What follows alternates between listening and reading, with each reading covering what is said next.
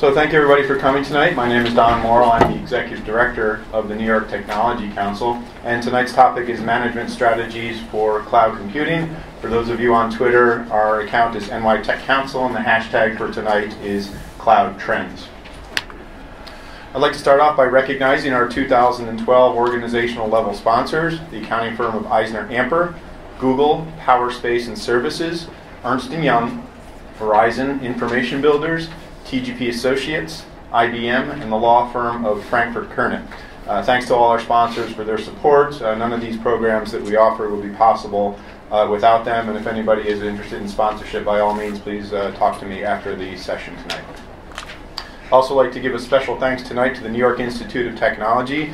They've been a great partner of ours over the years. We host many of our events here, and we work with them very closely on bringing some great programs to the New York technology community, so thanks to them.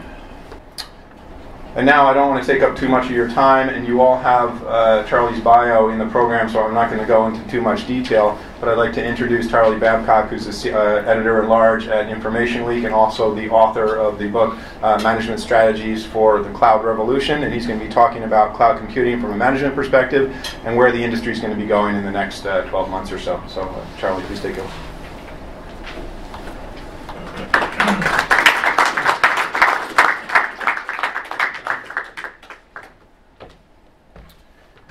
Thank you very much, Don.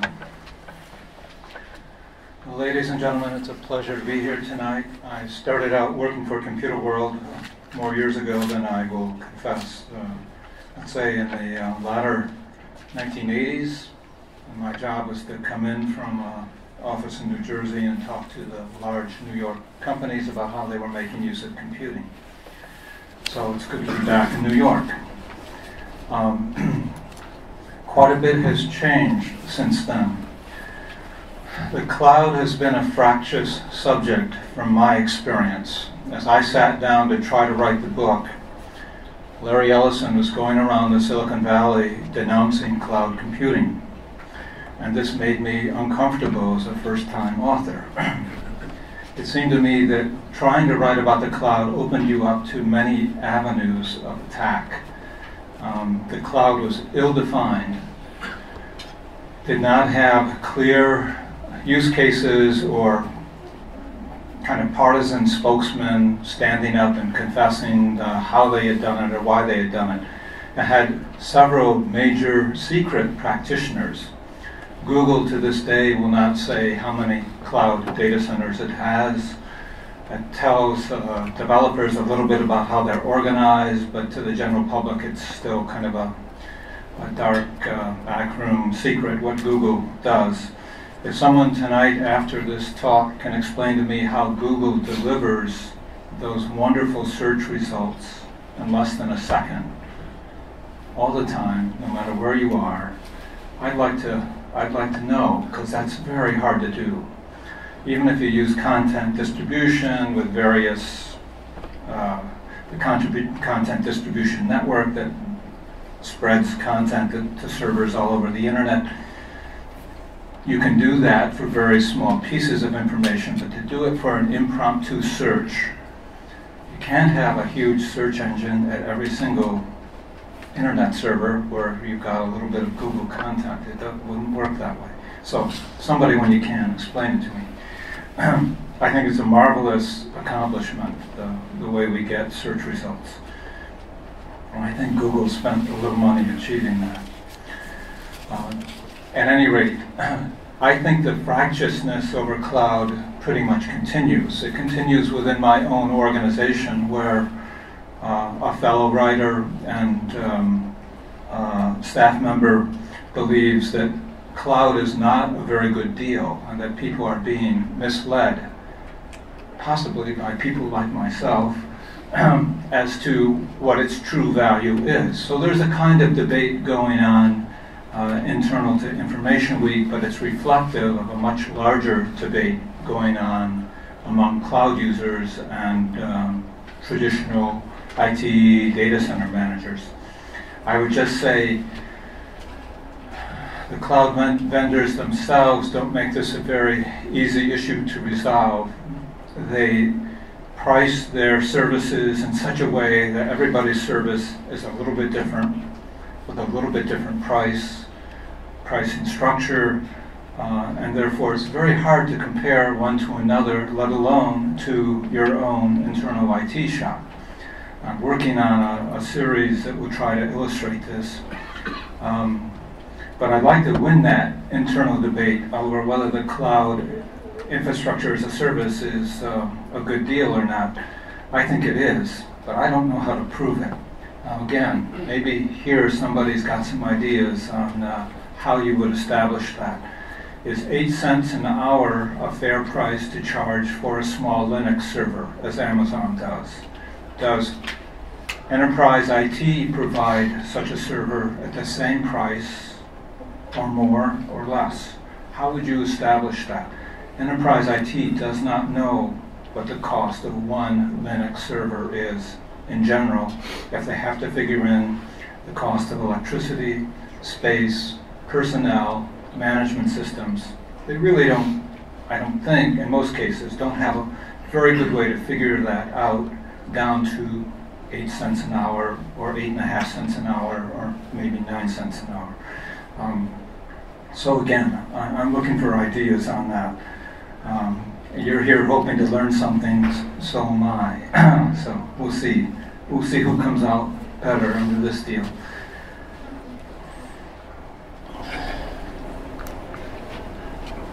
All right, as I said, I was writing in the fall of 2009. I gradually figured out why I was writing, because I could tell no one else wanted to produce a book on cloud computing at this time. It was too controversial a subject. I felt there were some books on cloud computing, but to try to define the field and say what was important about it and why it was a departure from what had gone before, and that it was a long-lasting event. That was tough, and I enjoyed the task, but I was nervous about it. Larry Ellison had appeared at the Churchill Club of San Jose and simply nearly went into a fit denouncing the cloud. It was posted on the internet. It got a lot of hits because he's so emphatic and vehement. So what's he saying now?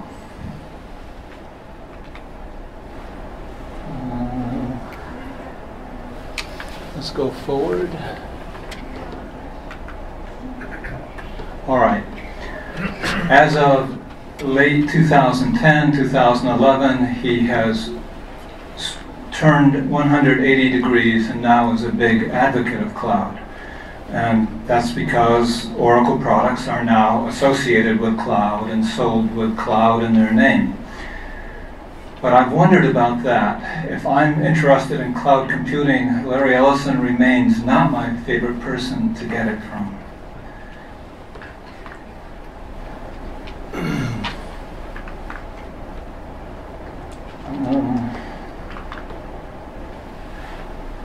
I'll spend just a minute, although I think I'm probably preaching to the choir here, talking about what I think the cloud is. We'll get an approximate definition.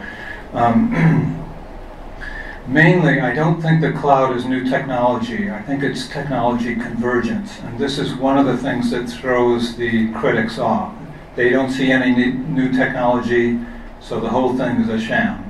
They're used to evaluating things on the basis of the strength of new technology.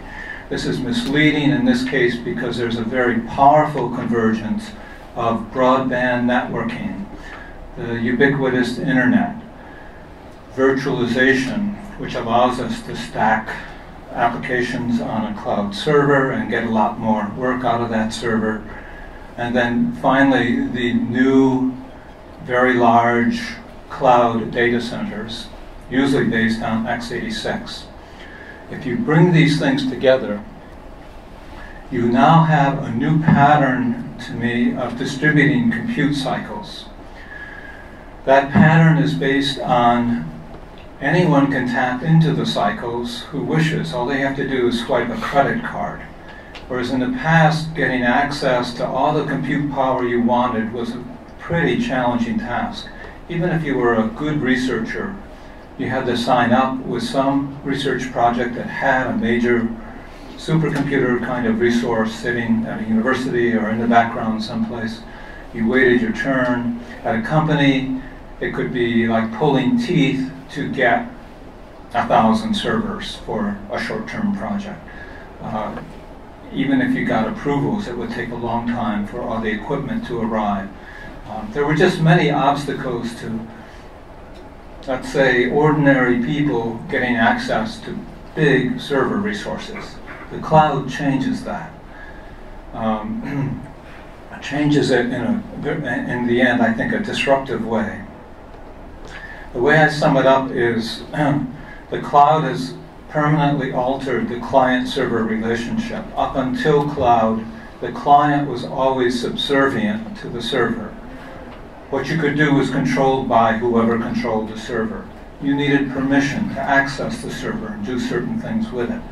The cloud changes that, moves the control to the client, grants access to the server. And it's subtle. It's too subtle for some editors at InformationWeek, let's put it that way. But it's a fundamental shift, and it changes a lot of things. And a lot flows out of that shift. When you combine the movement of control to the client, along with the creation of very large, powerful data centers on the internet, suddenly a lot of new things can happen, and that literally is what's going on today.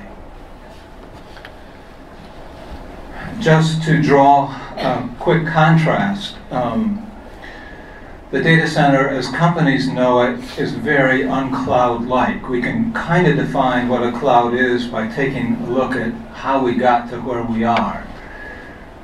The IT manager at a large company is asked to do many, many different things. And each time he or she is asked, they come up with a kind of best-of-breed answer. In the past, that's often been an IBM mainframe answer, a Unix system answer, a Unix system from a different vendor answer. Sun Microsystems, HP, IBM AIX. There were different Unixes, they did different things. You might be inclined in one direction or the other. You might have all two or three in your shop. You might have a digital VAX running in the back corner because it did a lot of useful work. You certainly had an IBM mainframe chugging along, and then you were making more and more use out of x86 servers from Dell, from IBM, from HP, from whoever. But you ended up with a lot of different things. You ended up with a lot of complexity. You ended up with a lot of software specifications that were hard to manage. I'm probably not telling anyone here anything, but just take all of that mess, all of that building complexity, and erase it and say, we want to do it differently. We want to create a standard, uniform data center. We want it to be easy to manage, so therefore everything has to be the same. The cloud manager not only knows that he's got only Intel or AMD chips in his servers, he knows how many of each kind, we know what their properties are, what their workload capability is. All of that's built into a system that's helping him manage the data center. Because it's more standard and more uniform, he can use a lot more automated procedures to run it. He can set up a system that allows end users to self-provision a server from some remote spot, because every server is the same or nearly the same, or at the very least x86 software is going to work with that next self-provisioning request. This removes a whole bunch of decision points and back and forth and debate that goes on typically within a company data center over who gets what. If you can pay for it, you can get it. And it unleashes a whole different set of economics, or it takes advantage of certain economies of scale. What's happening now is even though PC sales have slackened or have not been particularly strong, Intel is doing just fine. And that's because there's a huge amount of spending going on data centers. I don't know what to compare 450 billion to.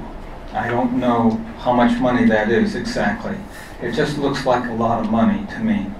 And I think you can build a lot of data centers if you're spending that amount year after year.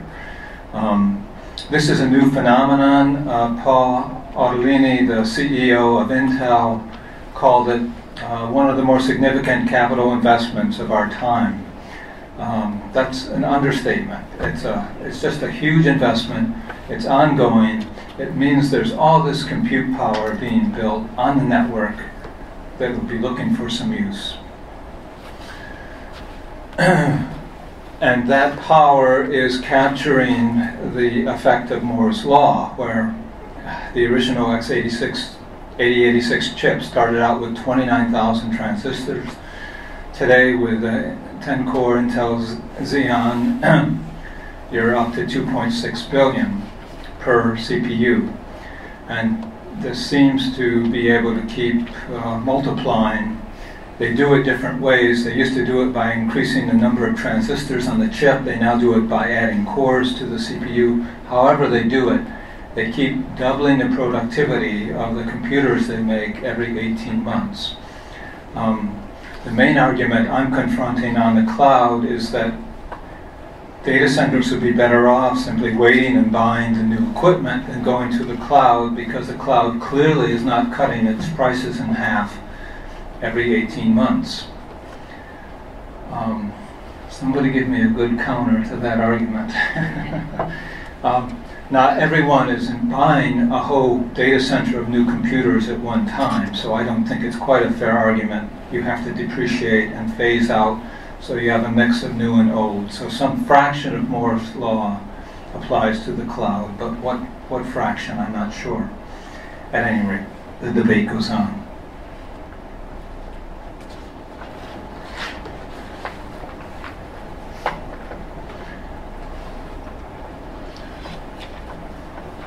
Microsoft built a cloud data center for Azure in Chicago.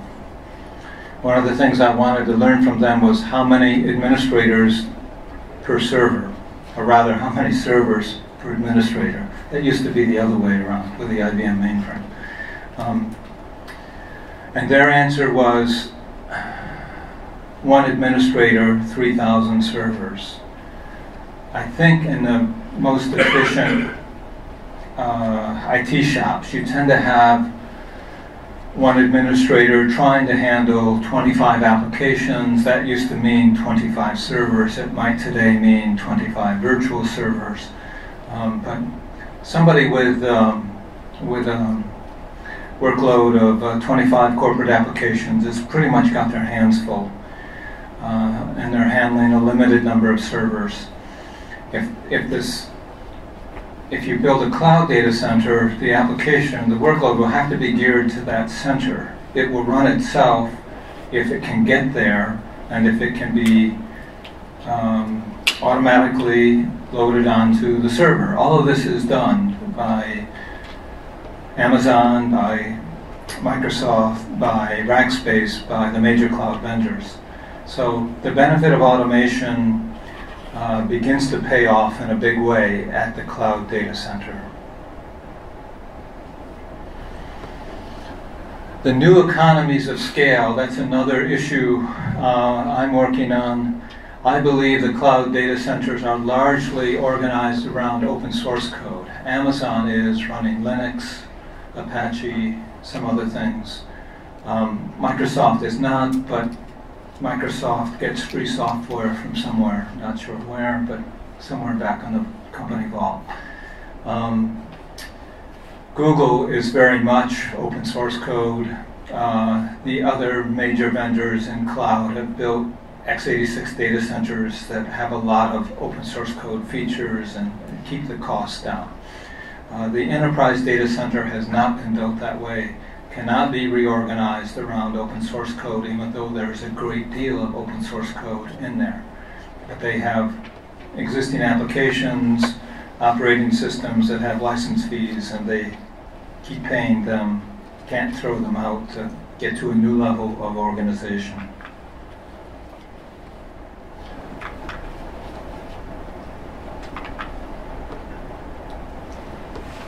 I'm having a little trouble with my...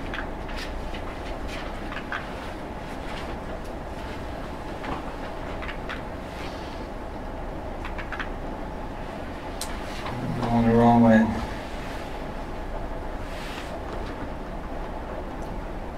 You need to heed the arrows. Okay. Yeah. Got it. Yeah. Just trying to go up and down. I need to go left and right.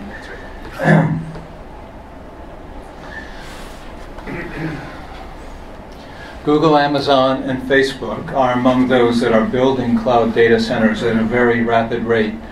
Amazon will one day have a worldwide chain for its infrastructure as a service. Right now it's in Dublin, Ireland, it's in Northern Virginia, it has 2 on the West Coast, 1 in Oregon, 1 in California, and then a 3rd government data center somewhere on the West Coast.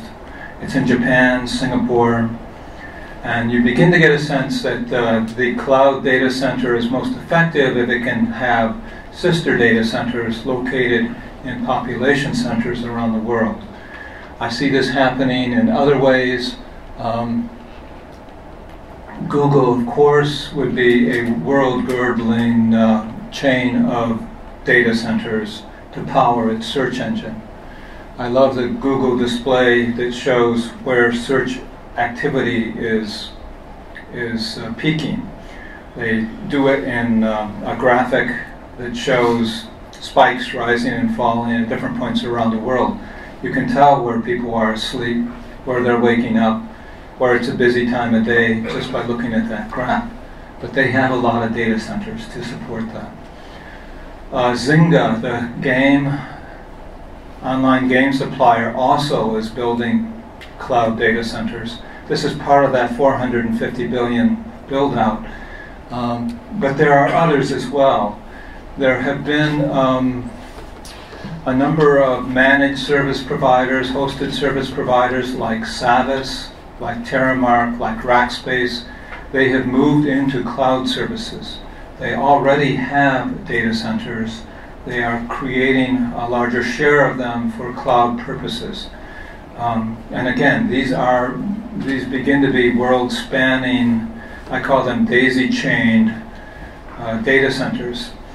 Both Savvis and Terramark, which were leading cloud providers to business, they offered special services like security, like networking, above and beyond what Amazon or Google did. They were picked up by telecommunications companies.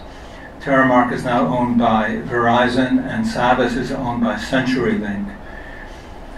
They combined their cloud data centers by the cloud vendor with the telecom data centers that were evolving toward service provision, service providers.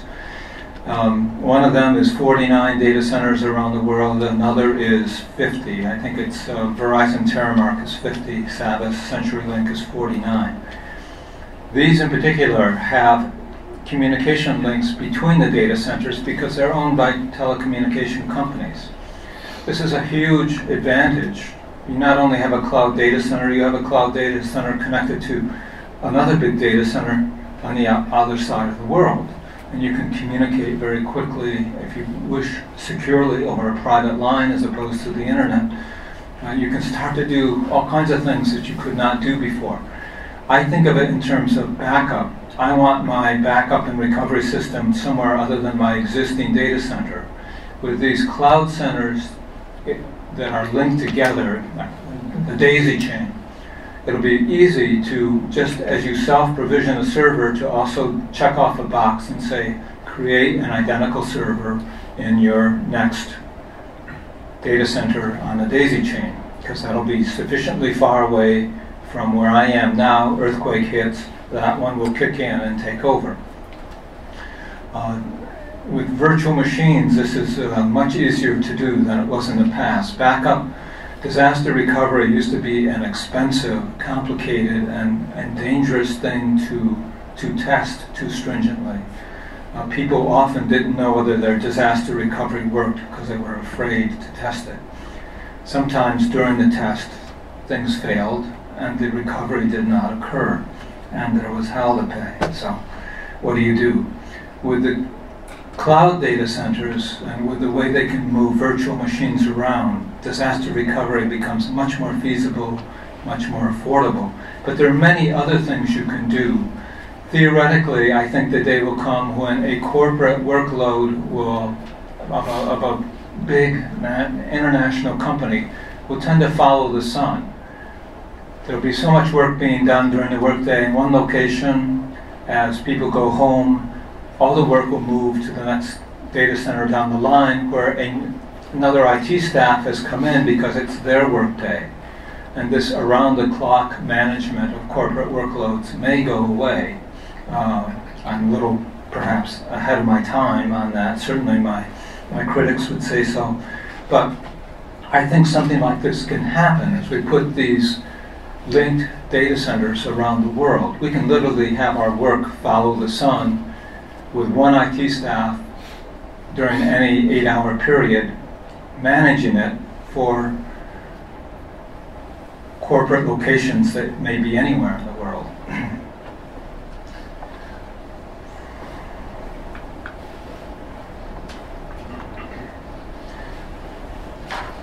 There's been quite a bit of talk that we will one day go from kind of the general purpose infrastructure as a service that Amazon represents to very specialized clouds, that there will be a cloud for banking, there will be a cloud for insurance, there will be a cloud for some other specialized purpose.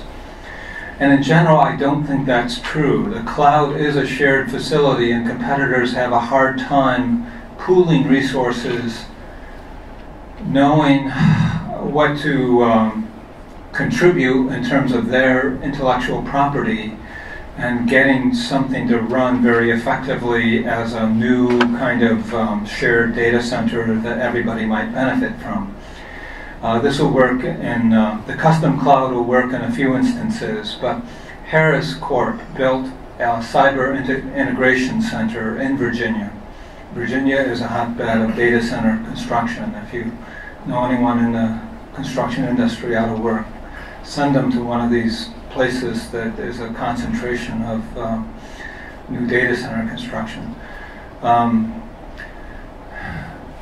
They built a cyber integration center with excellent security features. They were doing things in that data center that I had not seen done elsewhere, and they were offering it to nearby government services, to CIA, FBI, Department of Defense, healthcare. It was primarily built, I believe, to become a healthcare claim processor where the information needed to be assured that it was remain private, but a cloud data center could process it more efficiently. But this did not catch on, and Harris has announced that it will sell its cyber integration center, probably for a loss, because there simply wasn't enough business for it. This is an idea of a custom cloud that so far has not flown. It may someday. Harris would, when it called up a virtual machine, it would call up a fresh operating system for it, just in case the old one had somehow been compromised in some way. If it was a Windows operating system, it would not call it up out of its own facility. It would get a verified copy from Microsoft, add it to the virtual machine, checking all the time that it had arrived in the same condition as when it had shipped, had not been tampered with, and root. They had a whole series of checks and balances to make it nearly foolproof, that the software you were dealing with was the software that you thought you had, not something that someone had slipped into your operation and was now going to operate surreptitiously. Much more secure than anything I had seen prior to this. Terramark also has a highly secure facility in Miami with some of the highest security ratings from the Department of Defense that I know of.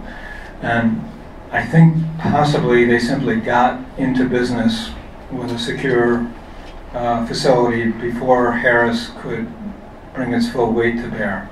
But Terramark is a very experienced supplier of, I would say, the most sophisticated cloud facilities, and we should keep an eye on what they do. The New York Stock Exchange is another specialized data center builder, and built it in northern New Jersey. Northern New Jersey is another hotbed of data center construction.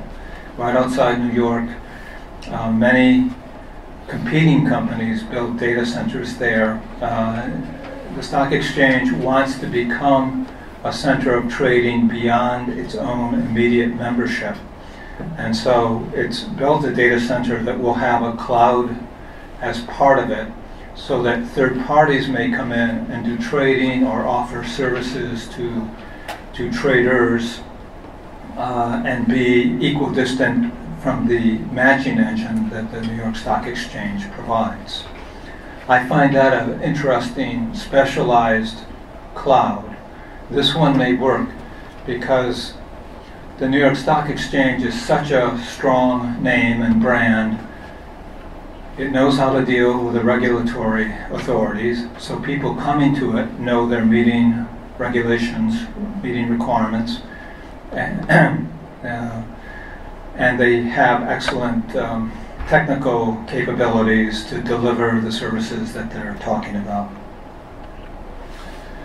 So, as I said, the Mahwah, New Jersey data center is part traditional data center. It's a co-location center where stock exchange members bring in their equipment, operate it there, make use of the data and the matching engine that the stock exchange offers. Another part of it is cloud infrastructure, and the management of the technology arm of the stock exchange says they now think of themselves as not an exchange operated by technology, but a set of technical services that happens to operate an exchange. They want to sell those technical services to other parties interested in trading. They have an arrangement with their members where a trading system by a major stock house or whoever is included in the membership could be made available and temporarily licensed to a third party, possibly an insurance company in Topeka, Kansas, or somebody a long ways away from Wall Street that wants an hour's worth of trading a week and wants to rent time on a good trading, regulated trading system.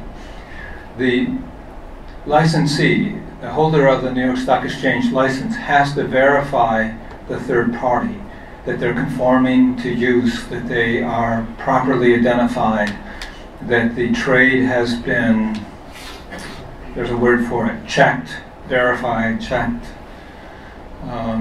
both before and after it's executed, so that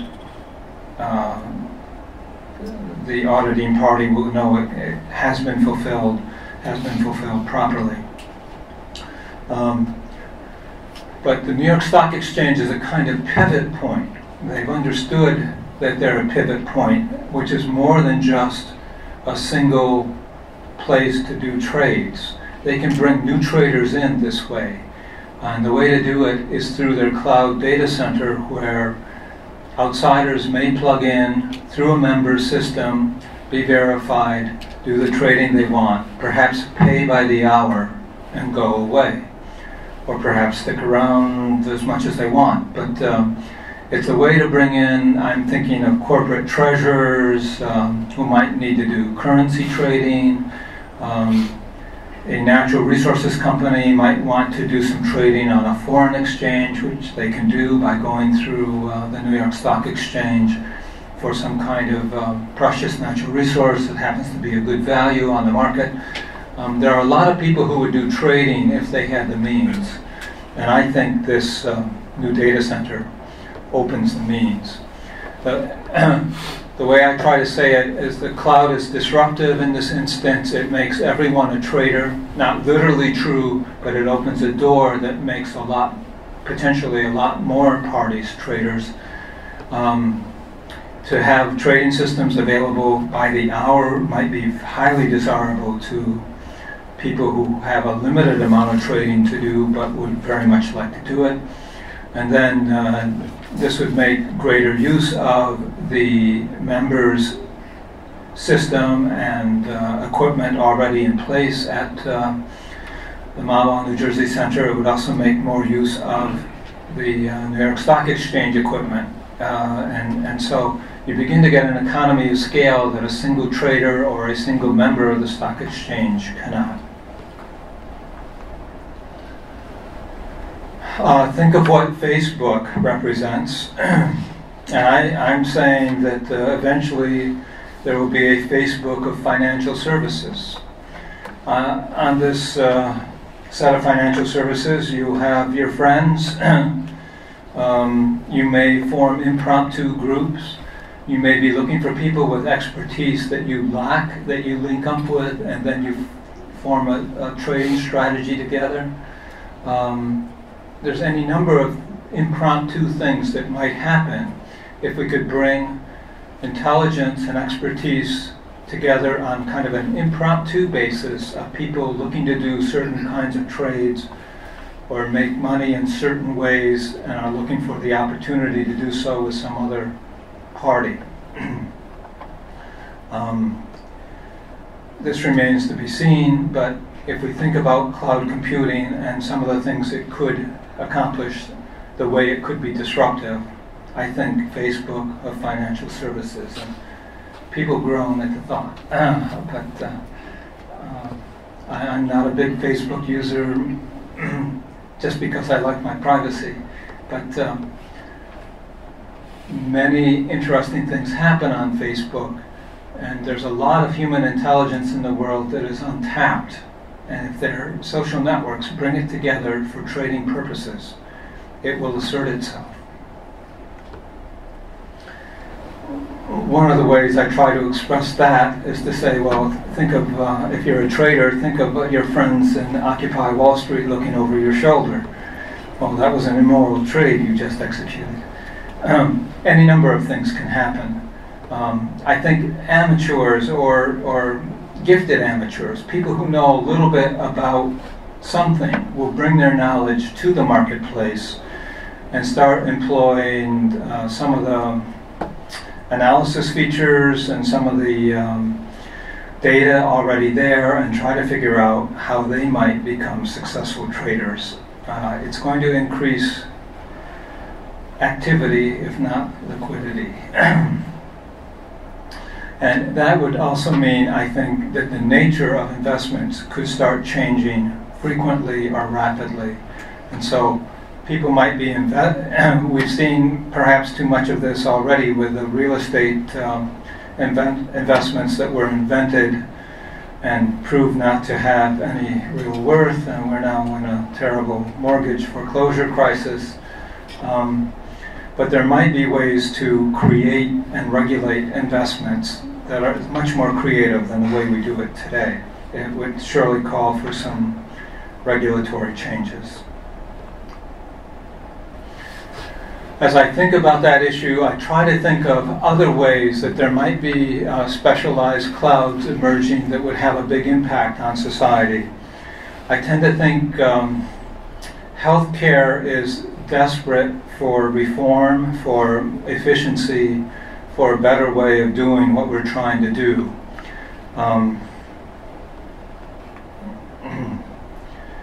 I think another pivot point, something like the New York Stock Exchange, is the clearinghouses sponsored by the Centers for Medicaid and Medicare. Some very high fraction of health claims go through there. By government, fiat, or by some other means, by incentive means, you could have a very low-cost way of processing many claims through a Medicare, Medicaid-sponsored clearinghouse, guaranteeing providers a certain level of pay, eliminating the health insurance company in between the recipient and the provider, and streamlining the system. A lot of people would not like this idea, but there's no clearer middleman than the health insurance company, and the cloud keeps disintermediating the middleman. Journalists, to a large extent, have been disintermediated. I know something about where I speak. Bookstores have been replaced by the online sellers. Why can't we get this process to work for us in a little more direct way and get lower cost, more direct benefits, and a smoother operating system? We'll see. But for a pivot point to exist, like the New York Stock Exchange, it has to be some trusted third party. Medicare and Medicaid might meet that standard.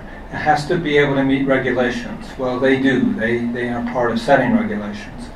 And they have to have the technical know-how to accomplish the goal and be able to bring many different parties to themselves as a referee, a fair player, a level playing field. The New York Stock Exchange has a reputation for doing that among many brokers. There should be someone who could do it in healthcare. At the same time, I imagine a mortgage cloud to avoid the mess that we just created for ourselves. Mortgage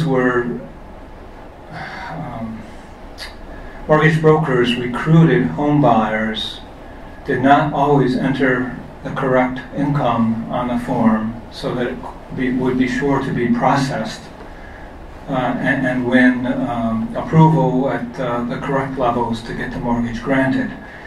Freddie Mac, as we know, backed up many of these claims, and now we're all had a hand in reducing the damage.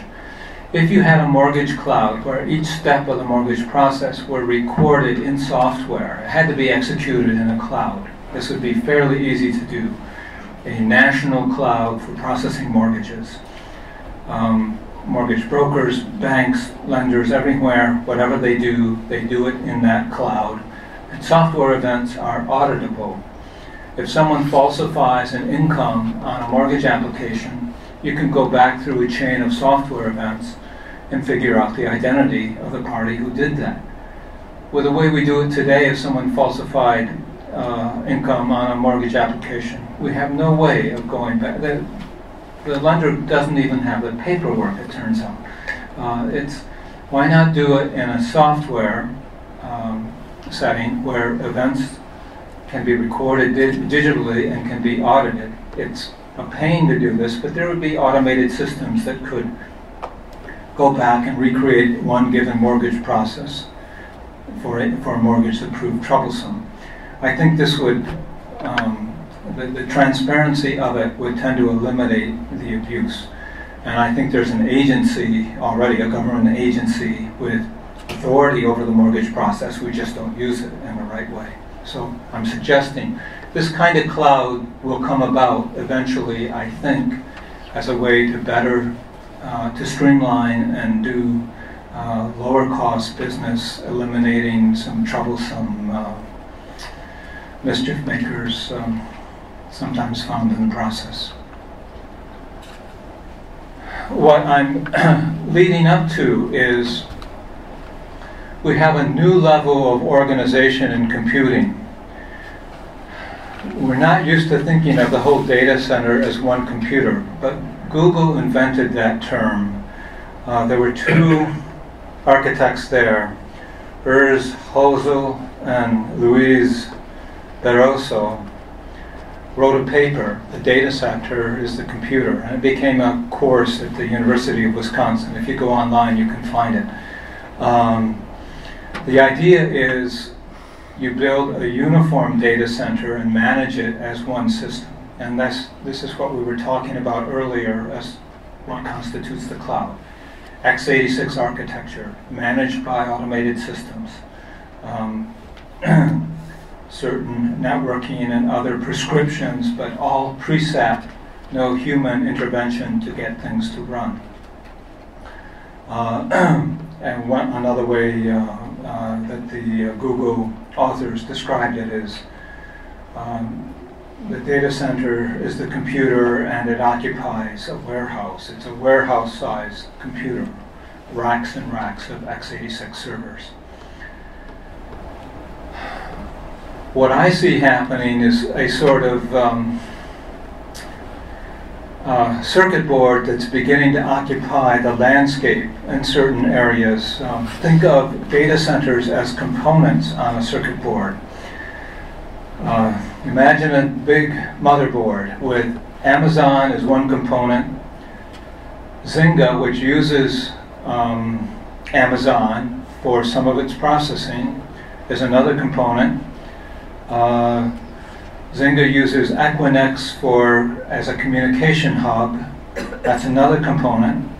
And it uses Facebook. Many of the Zynga games overlap Facebook applications and make use of elements of the Facebook application. So Zynga wants tight connections with Facebook, with Amazon, and with Equinix. So Zynga has built Z-Cloud data centers only in locations where it's close to an Amazon data center and a Facebook data center. These are often found in similar areas because they reflect population centers and usage sources of traffic. Equinix has done the same thing. I've mentioned Northern Virginia, Silicon Valley, Northern New Jersey outside New York. Many data centers, if you connect them with direct communication lines as opposed to the internet, they're now more private and more secure with a very big pipe. And then these pieces start to work together very efficiently. If you're a fan of Zynga games, Zynga is making use of these outside sources almost as much as it is of its own data center. Zynga, to me, is the most efficient large-scale practitioner of internet computing that I know of. Amazon's pretty darn good, Microsoft's pretty darn good, Facebook is very good. But Zynga has built something new by treating data centers as components on a new circuit board, and Equinix and its great communication lines as its communications hub. And Zynga, I think, is doing things that are very hard for other businesses to do and to get the same speed and response times and effectiveness. I'll try to wind up here. In effect, what I'm leading up to is we shouldn't be thinking of one cloud or one style of computing or some narrow definition of cloud. There are going to be multiple clouds, and each one may do something different, but be federated with other operational clouds to accomplish some business goal. I think that's another reason why the New York Stock Exchange is where it is. It can do some of the same things through other data centers, get links to Toronto, to London, to Asia. And eventually things will be much more tightly interconnected through cloud computing than they are today. But right now I would say the effect, the technology involved is evolutionary. We're watching a convergence of powerful technologies come together in the cloud. The consequences, what we can do with it, are revolutionary. We're just getting started. We don't quite sense what's there and what can be done. And some very powerful services are going to flow out of the cloud from this point on. Let me end there. Possibly we could do a little question and answer. Yeah, thanks, Joey.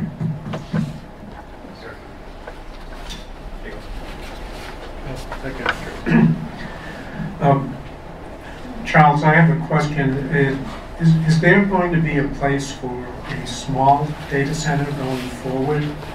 And if so, does that mean they have to specialize in an area, such as the customization that you suggested? Or is there room for a generalist, small? data centers? There is certainly room for it'll be required that there be generalist small data centers. Not everything can be done in the cloud. Some companies will always want to do their transactions in their own internal data center.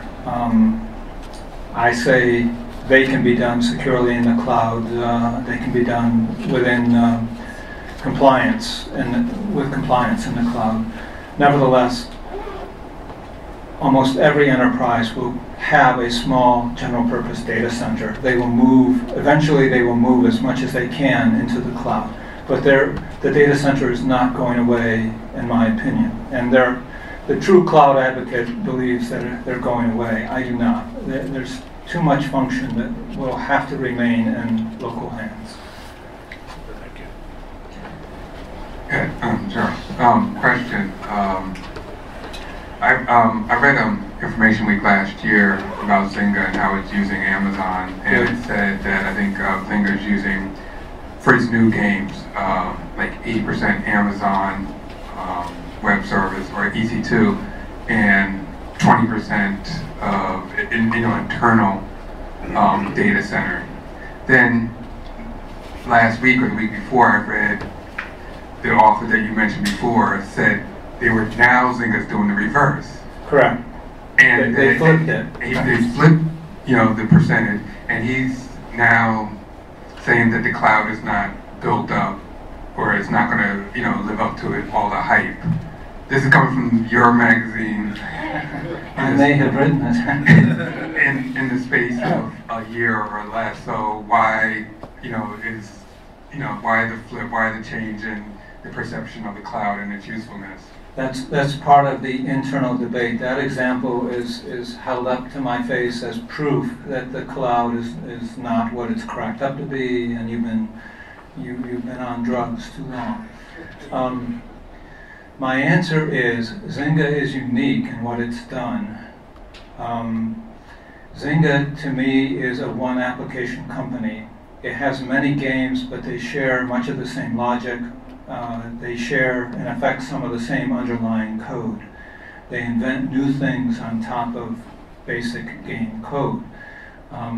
They still like Amazon, and they will never get out of Amazon. They could if they wanted. They like Amazon being there. But I think they did the flip because Amazon had the outage a year ago over the Easter weekend, and it affected Zynga. Zynga, Netflix, Amazon all said, not Amazon, but Zynga and Netflix in particular said, well, yes, Amazon had an outage, but it did not affect us. And that's not quite true. They did not go down because they were provisioned for drastic things to happen. They could stay up and running. But they learned a lesson from that Amazon was not failure-proof. And if they depended totally on Amazon, they were out of business for any period that Amazon goes down. And Netflix is still very much in Amazon, but they have extended the precautions they had previously taken. Many Amazon customers did not, and when the services froze up, they froze up along with them. One of the main ways to avoid it was to implement a domain name change when all your traffic is coming to US East Amazon data center in Northern Virginia and it's freezing up. Tell the domain name servers to route the traffic to Amazon in the West. It's not frozen up. Amazon didn't encourage you in any way to do that. You did it on your own if you were smart. Or you even simply went to another nearby data center, say in Northern Virginia. It could be Equinix, it could be some other Asavis or Rackspace kind of supplier. But you had some data center outside Amazon to keep yourself up and running. And with a domain name change, if you could implement it, all your traffic would then go to that functional data center. I know parties who did this. They improvised on the fly, they got on the case very early, and I know parties who did not. And the ones who did not know how to do it or couldn't do it regretted it. So that might be an explanation of why Zynga is no longer 80% dependent on Amazon. You hate to put in your IPO that you were 80% down when Amazon was down. That's not a good place for a company to be. The other thing is, because Zynga is a one application company, basically it runs one big game with many manifestations, but it looks like the same thing to the computer. You can build a data center that has components, something like the way a computer has components. There's a section of the Zynga data center that does web serving. There's a section that goes to the database. This isn't just one computer, it's masses of them, but Zynga has designed its data center to serve its one application. I don't know any other company that can do that. If you need Facebook participation in this game or some feedback from a Facebook application, another part of the data center would handle that. Zynga could optimize its cloud operation for its application, and I call it a one application company. Hardly anybody else is. Zynga figured out how efficient you could be if you made use of the outside data centers. Now it's figuring out how to maximize or how to optimize its own data center to run its game. That's what it's done. It runs 3 times more efficiently in its own data center than it did in Amazon. But for many, many workloads, they will run in Amazon nearly as efficiently as they do in your own data center. Zynga is a special case. There may be more like it. But very few people can build a data center optimized for its one application. I'd like to ask a question. I want to go back to your conversation about your cloud servers and your workloads perhaps following the sun around the world as where labor might be cheaper. First, I'd like to argue that perhaps in the not too distant future, workloads will follow the cheapest power around the world. So in a 24-hour cycle, power is going to be cheaper in one place than the other. You can migrate workloads to the cheaper data center.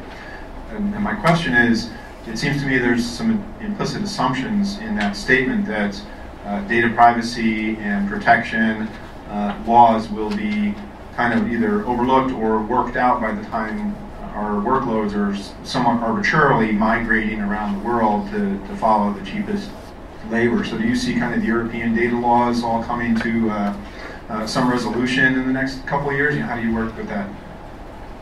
What you point out is we can't do it today. The laws on data privacy are too varied as you move around the world. So there's much that cannot follow the sun. There is a group, the Software Business Association is lobbying the Europeans and Canadians and other parties to come up with common laws to govern data privacy so that we can move things beyond national borders. Data that arises in Germany is not supposed to be shipped to the US. Canadian healthcare data is not supposed to be stored on US servers. The Europeans have batches of laws that, in effect, this group, the Software Business Association, says these laws are more for protecting national industries than they are for protecting individual data. And the State Department is now involved in trying to lobby, to argue, to advocate to Germany, France, England, all of which have laws restricting the flow of data, to change those laws. We're a long way from seeing that happen. Yes, sir. Okay, I'm sorry. The question I have is that in the 70s or thereabouts, we had things that were called time-sharing companies. And essentially, if I was a company and I wanted to take advantage of services and technology that I did not have in-house, I hired and made contracted with a time-sharing company. Today, you're telling me basically, if I have a need for those kinds of services, I'm hiring an outside company and I'm now calling it a cloud. Where's the difference? I think the difference is the self-provisioning aspect. That is part of my definition, where the shift in power in the client-server relationship has changed. In the old days, when you did time sharing, you still had the major server with a client controlled by all the restrictions that that server operated under. The thing that had really changed with time sharing was that it came from an outside third party. But everything that was wrong in the client-server relationship. I mean, we don't call terminals dumb for no reason. They were meant to be dumb. The user is dumb in the old days. Under the cloud, the user is highly intelligent, is highly self-actuated, can do things that I don't think the time-sharing world would have shuddered at what people can send and run on Amazon. The difference may seem subtle. The equipment arrangement kind of looks the same, but the power relationships are very different. Two questions. One is, how is the software industry, adapting itself to the licensing cost model because of virtualization and cloud computing? And second is, for a typical company, say financial services company, if they go in for private cloud, how much is a typical cost saving which can be expected? Because I think that is the biggest driving factor. Cost saving is the biggest driving factor. On the licensing side of things, the old licensing model works very poorly in the cloud. If you pay for a Windows server on a per copy basis in the data center, you want to spin up 1,000 servers in the cloud, you don't really want to pay for 1,000 Windows Server licenses. And unless the companies adapt how they do the licensing, and in effect they have, Microsoft will gladly license you a Windows Server in the cloud. The license charge is in effect built into the per hour price. It's a little more than Linux, representing, I think, that there is a license charge for Windows. But to stay in business, the software makers are going to have to find a way to deal with that issue. They're going to have to make things available on a short-term basis in the cloud at a very acceptable rate, or their software isn't going to be used anymore. It will be replaced by open source. Open source is already big in the cloud. You want to scale to 1,000 Linux servers, you want to scale to 10,000 Linux servers. The price is the same. How are the software makers going to hold out against that? So I think the adaptation has already started. It's not always clear how it shows up. I assume it shows up in the per hour charges for the licensed software. I'm sure it does. But on a longer term basis, if you want to, a 1-year contract with the cloud and you want to be able to use Windows Server, you want to use a sophisticated database, you want to use some kind of advanced analytics engine for which there's a license charge. The vendor's got to work that out for you and come up with something that keeps you in the stable, or you're going to find somebody who can help you out in the cloud. Right now, Amazon has a program with Oracle. If you spin up Oracle instances in the Amazon cloud, they have a model called BYOL, essentially, which is bring your own license. So Amazon has said, in that case, you work it out with Oracle, bring your license into our infrastructure and take care of it. But it's a good question. Anybody else? Hi, Charles. Thank you for being here. I'm not a technology person. I just work for a technology company, so bear with me. But as for, do you have a timeline for when you think that the cloud data center will be the prevalent technology? I don't dare answer that. I'm involved in too many firefights already.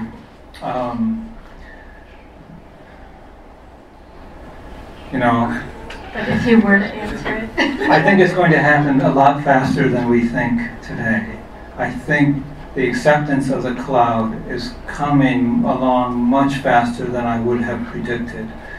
Companies want to get to the cloud. And there was a second part to this gentleman's question about financial services. Financial services run very large data centers. They can get many of the benefits of the cloud. I've talked to someone similar to this gentleman who was running 10,000 servers. He could adopt a cloud architecture for that many and realize many of the economies of scale that an Amazon or someone else does. So I think it's going to be irresistible, because you may still be thinking about it, but when you see your competitor doing it, you will speed up the thought process. And I have one more question, if you could answer this simply. You know, this technology, all this new technology that are game changers, you know, there's always an economic winner and a loser. You mentioned about the construction, but can you speak just a little bit about how it changes business as it is today? I think the middlemen everywhere are at risk. You can get to the cloud very easily as some kind of customer, whether it's healthcare, book, real estate, whatever. So it's disruptive in that sense. I think it's disruptive in all of the cloistered professional skills like law, medicine somewhat, because medical knowledge can be put out online and can be somewhat useful, but it doesn't totally disrupt there. But I think of something like architecture, where we all go to an architect if we want to design a house. We go to a lawyer if we need a will. But many of these services could start to flow downstream from clouds, where there's a great deal of intelligence built into the software system in the cloud. And something that used to be a professional service is now very close to being captured and represented as a software service. You still want the professional reviewing the case, looking over perhaps a will that you drafted online and you're not sure you got all the terms right or something, but the cloud helped you through many steps along the way. I think the concentrated, high-priced, because there aren't very many provider kind of services, will get democratized, will become more widely available, if only because maybe more professionals are online serving more users at one time out of the cloud. But a great deal of knowledge can be captured in a software system and users guided through steps that make use of that knowledge. One way I think it might assert itself is in an home design system with a lot of architectural principle behind it and lots of knowledge of local building codes. Let somebody start to design a house. Tell them when they're violating the code. Suggest perhaps a way to incorporate what they're doing into a design that meets the code. We have to go to an architect to do this now, but I can see a software system contributing toward people doing more of this on their own, or taking a rough a rough draft to an architect who then very quickly comes up with a final drawing. So let's do one more question. Charlie, let's say I'm an IT manager and I got 1,000 desktops I'm supporting. Now, we as users have lots of different ways. It's very fragmented. I'm going to do some of it on the desktop. I'm going to pull up Word. I'm going to do Excel. I'm going to use my email. I'm going to go on the web. I'm going to log into my software as a service. So today we have all these fragmented things. In your description of the cloud, to me it's still very fragmented. I got an iPad, it's got an app on it, I got a Wintel, it's got Microsoft stuff. Is there a convergence that comes through the cloud, or is the cloud really still just ancillary external services? The cloud is very much a convergence for that picture. in effect, people will continue to adopt the device that they want to use. This is going to go on whether we want it to or not. Let's just assume that. But with, let's say, a set of key company applications, Microsoft applications, Office applications as well, in the cloud, we can put in front of the cloud a sophisticated API that can recognize the incoming query, know what kind of device it comes from, and then route it to the application that's appropriate for that device. The cloud as a central location, as a reachable location by all parties, becomes an honest broker of the different devices. The airlines are beginning to do this for different mobile devices, giving you flight status updates, telling you gates, even allowing you to check in through an application on your iPhone, your iPad, or your Android phone. And they don't do that by coming up with 3 different applications. It's all one application, but there's a different API, or there's an API that recognizes the different devices in front of the cloud. And this is a unschooled, unknown API management, API construction is a dark art still, but it's rapidly emerging as crucial, and it's going to help solve the problem you described. So I'd like to stop right there and give Charlie a big round of thanks for coming tonight.